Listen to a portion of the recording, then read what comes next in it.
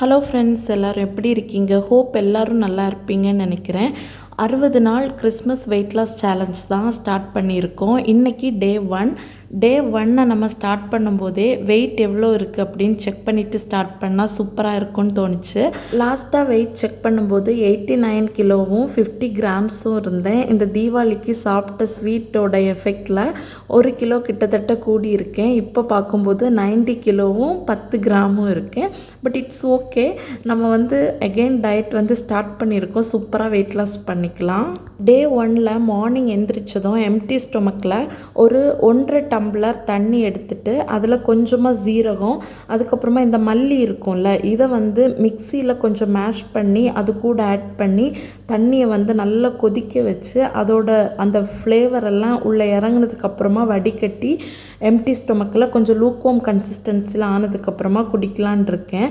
Actually இதுக்கு முன்னாடி நான் கொள்ளு தான் எடுத்துப்பேன் அப்படின்னு சொல்லியிருந்தேன். ஆனால் நம்மளோட ஒரு சப்ஸ்கிரைபர் ஒருத்தங்க எனக்கு இன்ஸ்டாகிராமில் பர்சனலாக மெசேஜ் பண்ணி கொள்ளு பாடியில் ஹீட்டை ப்ரொடியூஸ் பண்ணும், ஸோ பெட்டர் நீங்கள் முழு மல்லி எடுத்து அதை கொஞ்சம் மேஷ் பண்ணி அது கூட ஜீரகமும் ஆட் பண்ணி ஹாட் வாட்டர் எடுத்துக்கோங்க அப்படின்னு எனக்கு சஜஸ்ட் பண்ணியிருந்தாங்க.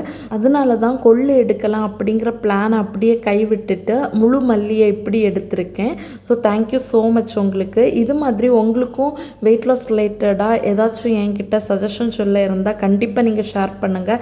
அது எனக்கும் யூஸ்ஃபுல்லாக இருக்கும், பார்த்துட்டு இருக்கிறவங்களுக்கும் ரொம்ப யூஸ்ஃபுல்லாக இருக்கும். ஸோ மார்னிங் ஒரு 6:15க்கு எம்டி ஸ்டொமக்கில் அந்த ஹாட் வாட்டர் எடுத்ததுக்கப்புறமா ஒரு 8:30 போல் பிரேக்ஃபாஸ்ட்டாக 3 ஸ்லைஸ் ஆஃப் வாட்டர் மெலான் தான் எடுத்துக்கிட்டேன். அதுவே எனக்கு ரொம்ப ஃபில்லிங்காக இருந்துச்சு.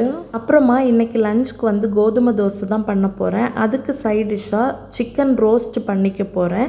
கிரேவி பண்ணால் வேஸ்ட் ஆயிரும். ஸோ ரோஸ்ட் மாதிரி பண்ணால் ஒரு டைமுக்கு எனக்கு மட்டும் கரெக்டாக இருக்கும். ஸோ அதுக்காக கொஞ்சம் வெங்காயம், தக்காளி எல்லாம் கட் பண்ணி வச்சுருக்கேன். ஸ்டவ்வில் பேன் வச்சுட்டு கொஞ்சமாக ஆயில் ஆட் பண்ணி அதில் கடுகு, கருவேப்பிலை போட்டு நல்லா ஃபஸ்ட்டு தாளிச்சிட்டு அதுக்கப்புறமா நம்ம கட் பண்ணி வச்சுருக்கிற ஆனியனை போட்டு நல்லா சாட்டே பண்ணிக்கிட்டேன். ஆனியன் நல்ல ப்ரௌனிஷ் கலரில் வந்தால் தான் சிக்கன் ரோஸ்ட்டுக்கு நல்ல டேஸ்ட்டாக இருக்கும். ஸோ தட் நான் நல்லா சாட்டே பண்ணி இது நல்ல ப்ரௌனிஷ் கலரில் வாரது வரைக்கும் வதக்கிக்க போகிறேன். உங்களுக்கு நான் டயட்டில் என்ன ஃபுட் எடுத்துக்கிட்டேன் அப்படிங்கிறது மட்டும் தெரிஞ்சால் போதும். ரெசிபீஸ் பார்க்குறது போர் அடிக்குது அப்படின்னா பெட்டர் நீங்கள் நான் மார்னிங் டைமில் போடுற ஷார்ட்ஸ் வீடியோ மட்டும் பாருங்கள். அது இன்னும் நல்லா இருக்கும். அதில் நான் ஃபுட் என்ன எடுத்துக்கிட்டேன் அப்படிங்கிறத மட்டும்தான் ஷேர் பண்ணுவேன். அண்ட் ஆனியன் நல்ல ப்ரௌனிஷ் கலர் ஆனதுக்கப்புறமா தக்காளி போட்டு அதையுமே நல்லா வதக்கிக்கிட்டேன். அது நல்லா வதங்கினதுக்கப்புறமா மிளகுத்தூள், மல்லித்தூள், மஞ்சள் தூள், காஷ்மீரி மிளகுத்தூள் அண்ட் இந்த சிக்கனுக்கு எவ்வளோ சால்ட் வேணுமோ அவ்வளோ சால்ட்டும் போட்டு நல்லா நான் மிக்ஸ் பண்ணிக்கிட்டேன். இந்த மசாலா இருக்குல்ல, இதோட பச்சை வாசனை போகிறது வரைக்குமே நான் நல்லா வதக்கிப்பேன். இதோட பச்சை வாசனை நல்லா போனதுக்கப்புறமா நான் ஒரு 4-5 பீஸ் சிக்கனை நல்லா வாஷ் பண்ணி எடுத்து வச்சுருக்கேன். எனக்கு மட்டுங்கிறதுனால இவ்வளோ போதும். இதை இது கூட போட்டு நல்லா மிக்ஸ் பண்ணிவிட்டு அந்த சிக்கன் நல்லா வேகிறது வரைக்கும் நம்ம கொஞ்சம் நேரம் டிஸ்டர்ப் பண்ணாமல் அப்படியே வைக்க போகிறோம். அண்ட் சிக்கன் வெந்துட்டுருக்கிற அந்த டைமில் இன்னொரு பக்கம் தோசை பண்ணுறதுக்கு நான் பேட்டர் ப்ரிப்பேர் பண்ணிக்க போகிறேன். நான் கோதுமை மாவில் தான் தோசை பண்ணிக்க போகிறேன். எனக்கு மட்டுங்கிறதுனால நான் இப்போ எடுத்துருக்கிற ஸ்பூனில் ஒரு 1.5 ஸ்பூன் மாவு போதும்.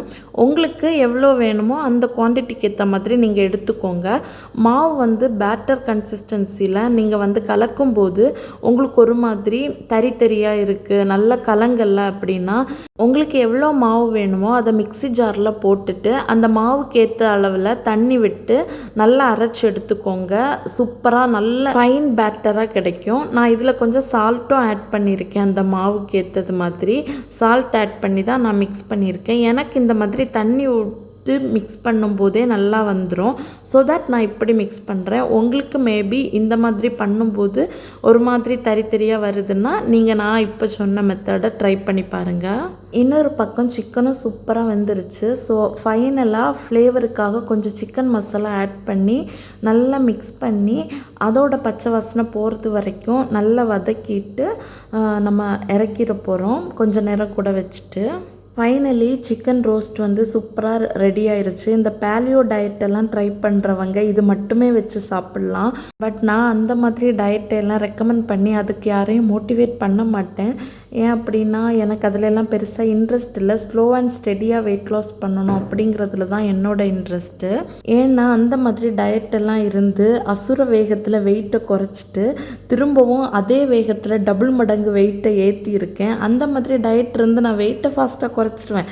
ஆனால் அதில் மெயின்டைன் பண்ணுறதுக்கு ரொம்ப கஷ்டப்படுவேன். ஸோ எதுக்கு அதுக்கு அப்படி பண்ணணுன்னு தான் நான் யாருக்கும் அதை ரெக்கமெண்ட் பண்ண மாட்டேன். அண்ட் லஞ்சுக்கு வந்து 2 கோதுமை தோசை, 2 பாயில் பண்ண எக்கும் அண்ட் நம்ம பண்ண சிக்கன் ரோஸ்ட்டும் வச்சு சூப்பராக முடிச்சாச்சு. அண்ட் ஈவினிங் டீ டைம் இருக்கும்ல, ஒரு 4 o'clock 5 o'clock அந்த டைமில் ஒரு கேரட், ஒரு பீட்ரூட், ஒரு ஆரஞ்சு பழம் எல்லாம் மிக்ஸ் பண்ணி குட்டி குட்டியாக கட் பண்ணி மிக்ஸி ஜாரில் போட்டு நல்லா அரைச்சி அதோட ஜூஸை எடுத்து டீக்கு அல்டர்னேட்டிவாக குடிச்சாச்சு. இது ஸ்கின்னுக்கு வந்து ரொம்ப ரொம்ப நல்லது. உங்களுக்கும் டீ காஃபி டெம்ப்ட் ஆகுதுன்னா இந்த மாதிரி ஏதாச்சும் ட்ரை பண்ணிக்கோங்க, ஓகேவா? அண்டு டின்னர் வந்து இன்றைக்கி ஒரு 7-7:30 மணி அந்த இன்பிட்வீன் டைமில் எடுத்துக்கிட்டேன். 2 எக்கு ஆம்லேட் போட்டு சாப்பிட்டேன் அண்ட் கூடவே ஒரு ஆப்பிள். அவ்வளோதான். இப்படி தான் டே 1 வந்து எனக்கு கம்ப்ளீட் ஆச்சு. என்னால் டே 1 வந்து கொஞ்சம் டயர்டாக இருந்ததுனால வாக்கிங், ஒர்க் அவுட் இந்த மாதிரி ஃபிசிக்கல் ஆக்டிவிட்டீஸ் எதையுமே டயட்டில் இம்ப்ளிமெண்ட் பண்ண முடியலை. போக போக நான் இம்ப்ளிமெண்ட் பண்ணுறேன்.